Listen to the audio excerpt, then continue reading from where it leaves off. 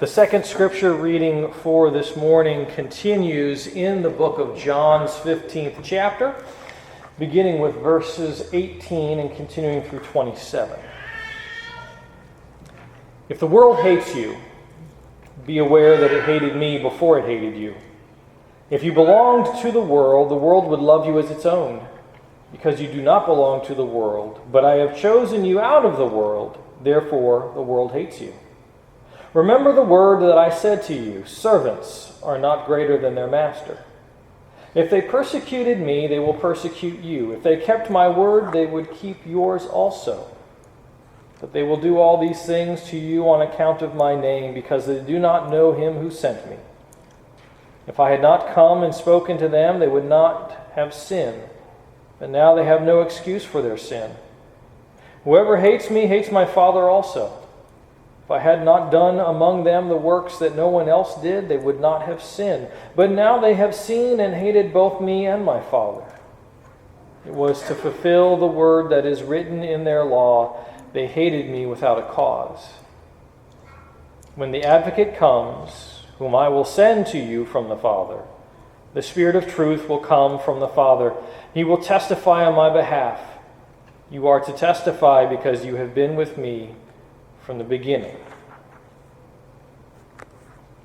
May God's blessing continue to flow from and through the experiences of Scripture. May it guide the meditations of our hearts on this day as well as the words of my lips. So if you were looking in the bulletin, you might have thought you were reliving last week, because I missed it in the proofreading. This week is about a dangerous hate. As we are going through John's 15th gospel, as we're traveling through, starting with Abide, the theme for this mini-series of worship, and moving into that command to love. And now, in this, again, this concluding discourse, this is upper room stuff that Jesus is giving to the disciples in John's gospel. Now we pick up with this language about hate. A dangerous sort of hate. In the ancient world, and actually today I think we do it as well, we like to simplify things. We like to boil them down and distill them and turn them into a dualism. Either or. It's a lot easier for us to deal with dualisms, right? It's black or it's white. We don't like to sort of talk about the gray in between because it's hard. It takes a lot of heavy lifting to consider all that's in between. It's much easier to divide the world blue and red, us and them, in and out. And it's the case in the ancient world as well. People who were culturally, ethnically, religiously Jewish would talk about being either Jewish or Gentile, us or them. The Greeks would talk about being Greek, civilized is another term that they would use, or barbarian. Because if you don't speak Greek, all that comes out of your mouth is bar, bar, bar, bar, bar. That's what it sounds like. Us or them. It's a lot easier in our minds to consider the world in this dualism. It even comes through in the development of various faith traditions over time. And even in Christianity, we can break the world into a dualism, right? Good and evil. We do that. We drift toward that because as human beings, we seem to be sort of wired for it.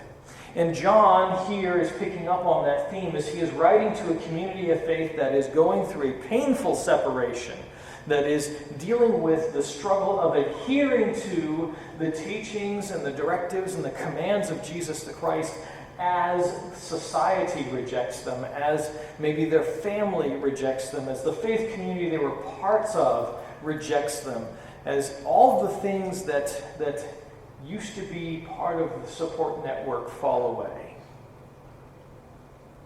And so Jesus talks about love and hate in John's gospel. Jesus creates this dualism as John reports it. Now, it's interesting because love and hate can be considered opposites, but they do have some underlying commonalities. If you love someone, you have an intense relationship, emotional relationship with them. If you hate someone, it's the same thing. You're still very intensely connected to them. So we could argue that the opposite of love, the other end of the dualism, is actually indifference. If I really don't care what happens to you, that could be seen as the opposite of love, just an indifference, an ignorance of the situation in the world around me. But Jesus here speaks of love, hate, these intense relationships. Because the people that Jesus is talking about, that John reports about in the gospel, can't claim ignorance of the situation. Jesus says they've been exposed. They've had a God experience. Some chose to abide and some chose not to abide. It's all part of this long discourse. And so in giving this message, Jesus is in some ways holding up a mirror that can be quite painful to look into, because it reveals the divisions between the world and the realm of God. Those who experience God and cling to, and those who experience God according to this gospel and have chosen not to cling, who have chosen to be disconnected from the life-giving vine. That's how John is capturing the moment that Jesus has in the upper room. In John's gospel, faith is the response to having a God experience. Matthew, Mark, and Luke, you got to have a little bit of faith to open the door for God to get in. Mustard seed, remember? But in John's gospel, it's the other way around. Jesus works signs and wonders, does the things of God, and then we respond in faith. That's the abiding end of things. That's the loving end of things that John is talking about here. So Jesus comes and says, here's God. And people respond. They can't claim ignorance or indifference. They have been exposed. They have been made aware. And so in John's gospel, a non-faith response is sin. It's a rejection of God. It's a sin. And that might be a little bit further than we want to go comfortably with this, because that sin leads then to this hate, to reject God. And Jesus goes on to string it, because remember, in John's gospel, Jesus is God. So to reject God is to reject Jesus. To reject Jesus is to reject the community of Jesus. And it's not an indifference. It's not an ignorance. It's people who are fully aware and are choosing. It's an active spirit of refusal. A refusal to witness God around us.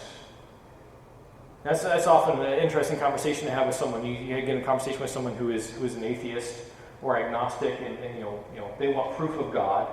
And that's a hard thing. It's a good conversation to have, because it pushes us as people of faith to sort of wrestle with, how do we experience God? But at some point, I sort of have to throw up my hands and say, I see God. And the other person throws up their hands and says, I don't. We still love each other, by the way, because we're not invited to hate.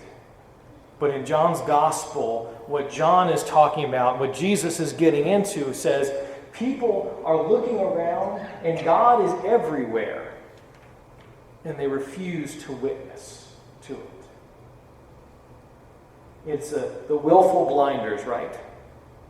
I turn my head when the uncomfortable thing comes up, and I pretend it's not there. I'm still good for that, by the way. The uncomfortable thing comes up, and I pretend it's not actually happening. It's a spirit of refusal.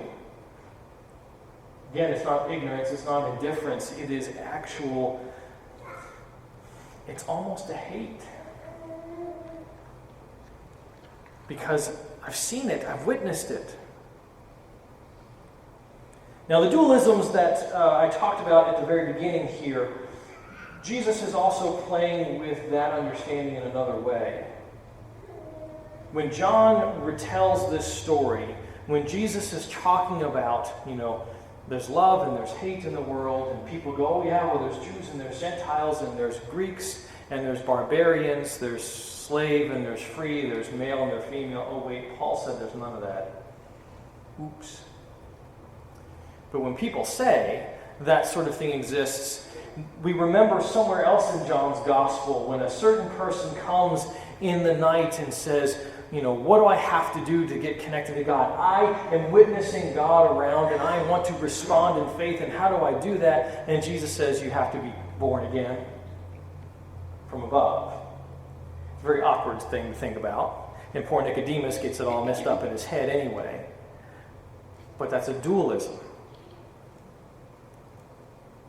Of the world, not of the world.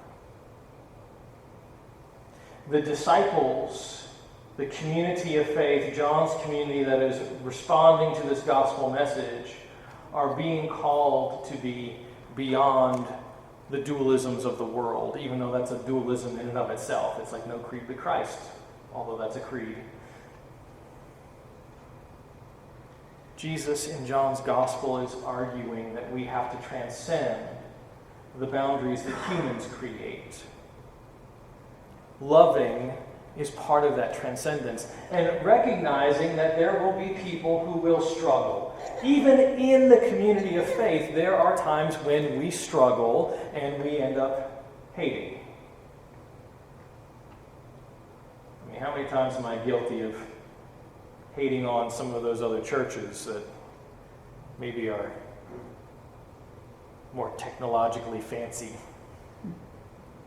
bigger buildings, all those sorts of things?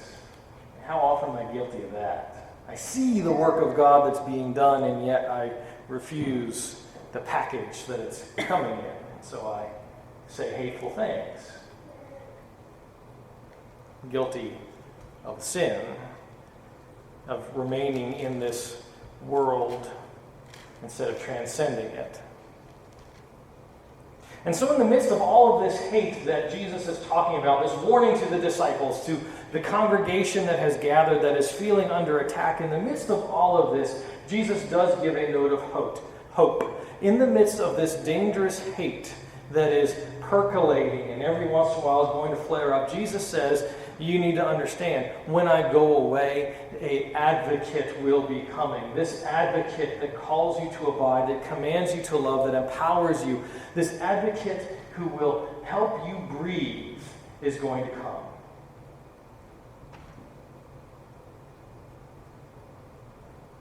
We shouldn't be amazed that when Jesus returns to the disciples in that locked room after his resurrection, that he tells them to be not afraid. Fear and anxiety and hate are all very much interconnected. The Spirit that he has sent can calm the nerves. It can call us back to that place of abiding. It can reconnect us that we might indeed love God more and perhaps more importantly love each other more. And again, not just within the boundaries of the community of faith, but broader. When Jesus warns the disciples that the world will hate, it's not news. They've suffered it already.